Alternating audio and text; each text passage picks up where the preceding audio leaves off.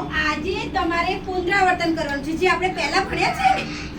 બધાનું ધ્યાન મારા તરફ પહેલા આપણે જે ભણ્યા શું ભણ્યા તો પક્ષી વિશે ભણ્યા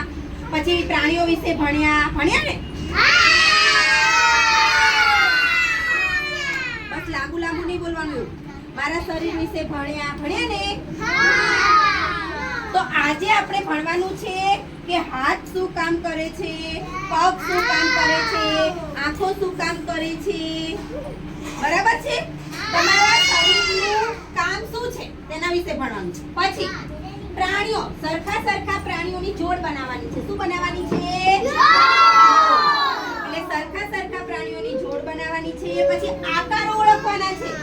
ચોરસ ત્રિકોણ સાનવીબેન ગોળ લંબચોરસ